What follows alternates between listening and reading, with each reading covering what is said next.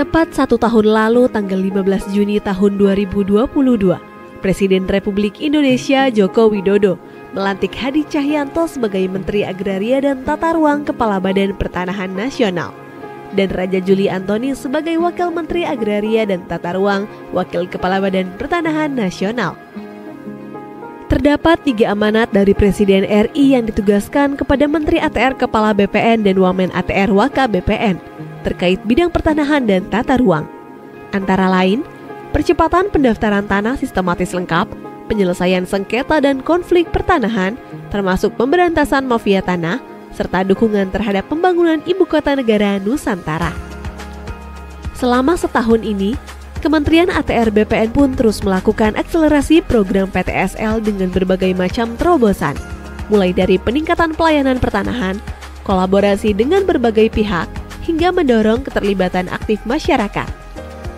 Atas hasil dari kerja keras tersebut, selama 1 tahun ini, dari program PTSL berhasil mendaftarkan 6.616.664 bidang tanah di seluruh Indonesia, di mana 5.409.693 bidang tanah telah bersertifikat.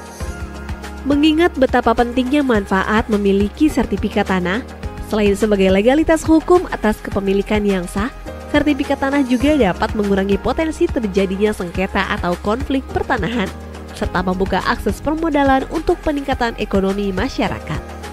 Sejak dilaksanakannya program PTSL juga telah memberikan penambahan nilai ekonomi atau ekonomi value added mencapai kurang lebih 5.574 triliun rupiah, dan 1 tahun terakhir mencapai kurang lebih 895 triliun rupiah yang berasal dari hak tanggungan, BPHTB, PPH, dan PNBP.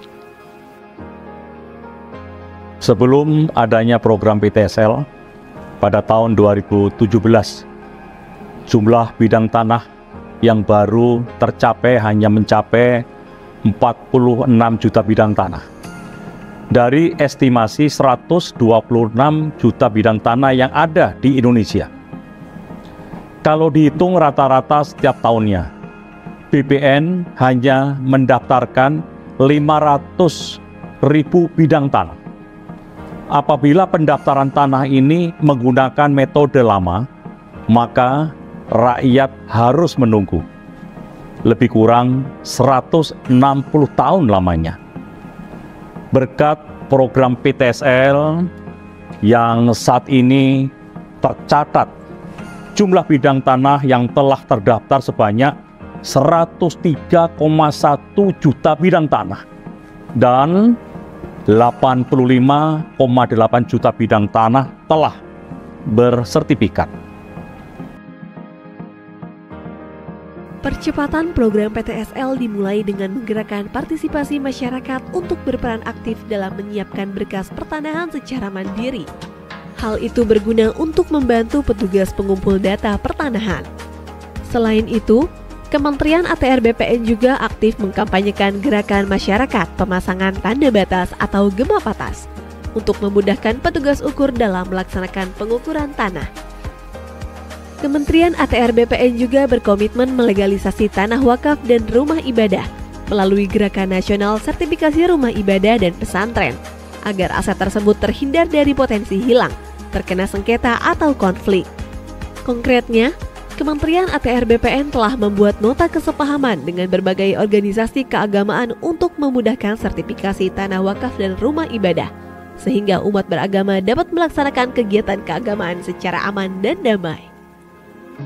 Selama setahun ini, Kementerian ATR BPN telah berhasil mensertifikasi 36.149 bidang tanah wakaf dan rumah ibadah seperti masjid, gereja, vihara, dan rumah ibadah lainnya. Jumlah ini meningkat dari tahun sebelumnya yang mencapai 25.140 bidang tanah di tahun 2021 dan 13.858 bidang tanah di tahun 2020. Kami, Kementerian ATR BPN, memiliki komitmen untuk mensertifikasi rumah ibadah apapun di mana nama Tuhan diagungkan tanpa terkecuali dan tanpa diskriminasi. Kementerian ATR BPN juga mendorong percepatan sertifikasi aset-aset BMN, BMD, BUMN, dan BUMD. Hal ini dilakukan sebagai mitigasi penyalahgunaan aset yang dapat mengakibatkan kerugian keuangan negara. Dalam 1 tahun, Kementerian ATR BPN telah menyelamatkan aset-aset negara melalui program sertifikasi tanah-tanah aset dengan estimasi nilai mencapai kurang lebih 643,9 triliun rupiah. Kementerian ATR BPN telah menargetkan pada tahun 2025 seluruh bidang tanah dapat terdaftar. Tujuannya agar mewujudkan Indonesia lengkap di mana seluruh bidang tanah telah terdaftar dan terpetakan. No gap, no overlap. Dimulai tahun ini, Kementerian ATR BPN telah berhasil melahirkan kota dan kabupaten lengkap, di antaranya Kota Denpasar, Kota Bontang, Kota Madiun, Kota Tegal, Kota Surakarta, Kota Yogyakarta, Kota Administrasi Jakarta Pusat, Kabupaten Badung, Kota Administrasi Jakarta Utara, dan Kota Administrasi Jakarta Barat.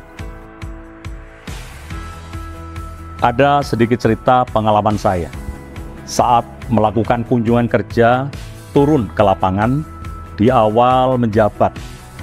Banyak sekali keluhan yang saya dengar langsung dari masyarakat terkait mahalnya biaya pelayanan pertanahan.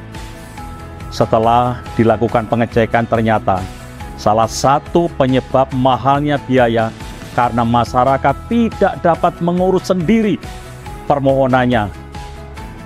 Jadi terpaksa diwakilkan karena sibuk bekerja. Kami pun berinovasi meluncurkan program pelayanan tanah akhir pekan atau pelataran, disertai dengan loket prioritas yang diberi karpet merah khusus disediakan untuk masyarakat yang mengurus sendiri tanahnya. Dengan begitu, masyarakat dapat leluasa kapanpun mengurus tanahnya tanpa terkendala biaya dan waktu.